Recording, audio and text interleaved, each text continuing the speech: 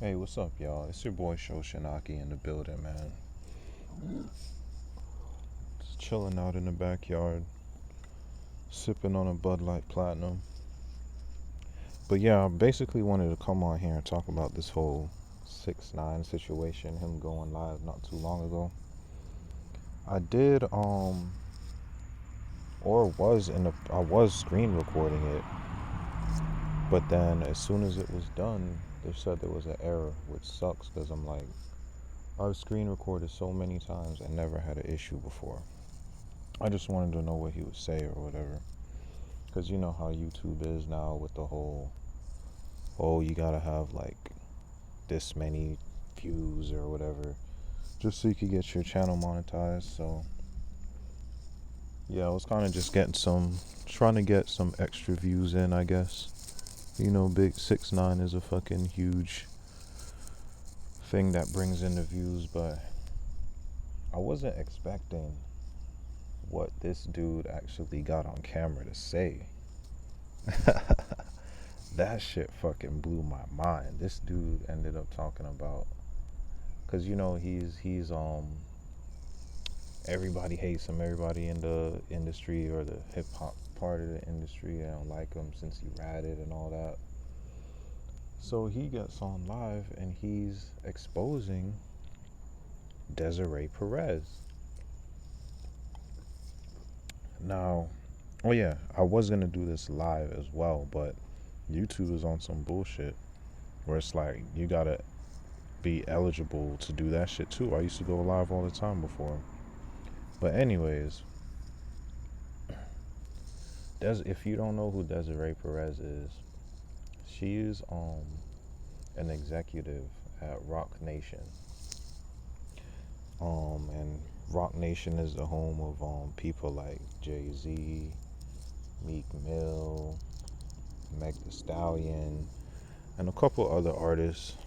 Some street, some not too street. But if you do research on her, back in the I think late 2000s, she actually was working with the feds to take down a whole cocaine bust, and it's like public information. She was basically wearing a wire and cooperated with the government to take down some cocaine guys or whatever that was doing that shit.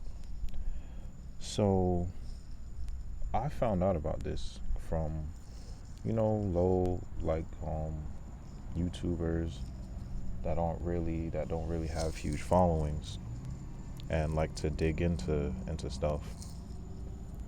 But nobody in the mainstream has ever like talked about this or ever got into it. No big YouTubers or nobody from the industry has ever spoke on this. So this, and I know for a fact, like this is public. They all know. It's no fucking secret. I'm pretty sure Meek knows this. Fucking all these people, Future, all these people that are shitting on 6ix9ine for snitching, they know Desiree Perez. They know what she did, but they don't do nothing about that. They fuck with her. They're saying, "Oh, I don't fuck with snitches," or "You'll never see me around a snitch." But you got somebody that pretty much did the same shit 6ix9ine did. Worked with the feds to basically get off. So this was a hella shocking to me to see that 6ix9ine brought this up. And then I saw academics in the comments like going, "Oh my god," and this and that, with eye emojis and shit. And it's like, nigga, you know what's up. You been you what's up. And the funny thing, because I watch Everyday Struggle. I used to watch it all the fucking time, but lately I don't know, I haven't been really into it that much anymore. Because I don't know, the dynamic with these dudes is it's just not really like engaging as much. or whatever. But Wayno from Everyday Struggle, I disagree with him a lot. I mean, I'm sure he's a cool dude or whatever, but he takes this street shit like too much, man. Like to the point where it's like hypocritical, because in one breath he'll say things like, "Oh, we need to look out for the kids and this and that, and do good and all this shit." But then you listen to street raps and shit, and like you talk about having morals and all this stuff. But then the other day I saw you like an Instagram video of Young Nudie talking about burn this shit down to the ground and all that shit. So it's like, where's your morals with that? Why you want people to burn shit down if you have morals? And you heavily disagree with the whole 6ix9ine. You don't want to hear nothing from 6ix9ine. You don't want to talk about the dude. And you one of the biggest, like bro, Jay-Z comes up, this nigga doesn't say nothing bad about Jay-Z. He rides Jay-Z. Everybody in the comment already know. Like, they always get on him for that shit, that he doesn't keep Jay-Z's, out his mouth. And Jay-Z works right alongside Desiree Perez.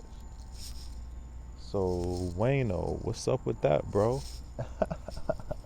You got all this energy for 6ix9ine, but your boy Hove works with, well, not a well-known snitch, but it's definitely a snitch. So where's the codes and all that? So, like 6ix9ine was saying, I guess you pick and choose what level snitching it is. Like, come on, bro. This was just a bombshell. I had to speak on this shit. It was just so nuts. But yeah, I wasn't ready for that. 6ix9ine is fucking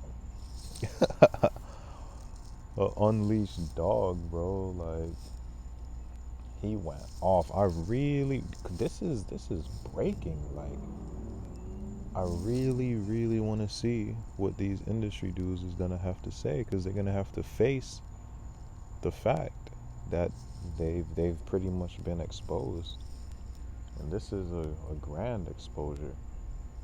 Something I knew about for a good minute, and a lot of low-key YouTubers known for a while, but damn, I never thought that shit would get exposed.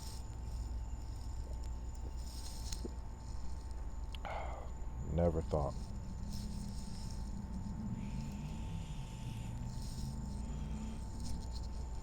But yeah, to me, 6ix9ine, there's a lot of shit I don't agree with him or whatever, but it's just some rap shit. I really enjoy his music. His music is fucking lit to me, and I just don't take it too serious. Like, we know he's not really on that shit, so it's like, why you gotta take this dude seriously like that?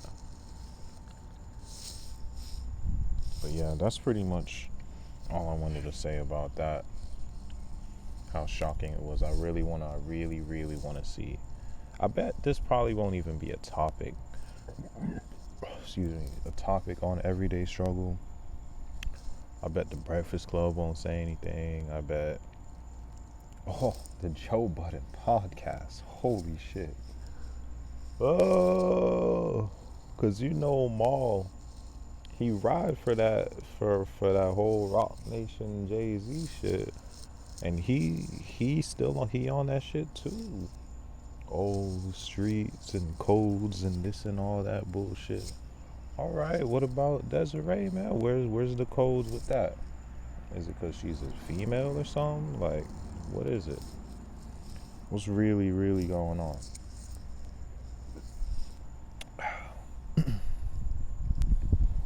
But yeah, man, that's pretty much my thoughts on this shit right now. Let me know if y'all want to hear some more Dark Knight thoughts. I mean, me and my homie, we've been thinking about bringing the podcast back sometimes we get a little bit carried away with the. We've been playing some games lately. Get a little too lit. We be having these convos. A lot of shit we touch on that we've been wanting to podcast about. So that's definitely gonna come. I wish I could just do it live though, but I'm gonna check out what I gotta do, because it's saying my channel isn't eligible for that shit right now due to some new update. But I'm gonna go look into that. You know how YouTube be. And what else? So yeah, look out for a podcast. I'm probably gonna start doing short clips and shit like that with thoughts on shit. I've been wanting to do that for a while. So I guess I'm gonna start getting into that. And I wish y'all was in here so I could hear some responses. That'll be dope. So I could continue, have something else to speak on, shit like that. But what else? Other than that, I guess I'll speak on like the music, clear up a few things, because I did get a comment on a video on a Moth track from the other day.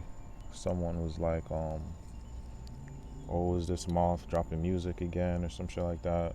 So pretty much, if you see anything that I upload that has Moth in the title, that means that it's a old track that was probably out on SoundCloud back in the day, like way back, like 2014 type shit. That's all that shit's been deleted, but it got recovered. But I have it all in a whatchamacallit, a file. So I just be dropping. I got kind of a lot, so there's still more to come. So if you see Moth in the title, just know it's old Moth tracks type shit. So bro went from being Moth to, then we started dropping music again. He changed his name to Warong Soft Flame. And then we did like three tapes when he was using that name. And then most recently, I think it was like 2019, is when he wanted to be known as Lil David. So if you go way back on the channel, anything with Moth before it was Warong Soft Flame, that was shit that was recent to that time. And anything that I dropped that's Moth after the whole Warong Soft Flame type shit, that's like older music that's being re-released. That's pretty much new to y'all. Old music, but new to y'all type shit. And the reason I don't just release all of them is because I kind of want to I like being like creative. I want to make like a cover or a video, throw something to it instead of just uploading the song by itself and with nothing to look at. I want to throw like visuals behind it or some shit. So yeah, that's the whole rundown. Y'all go check out the my most recent track with my boy Pressed Pills. First Day Out, aka Molly Laced. Go like that. Play it, do your thing. And yeah, I'm gonna catch y'all on next video with some other thoughts. Alright, see y'all.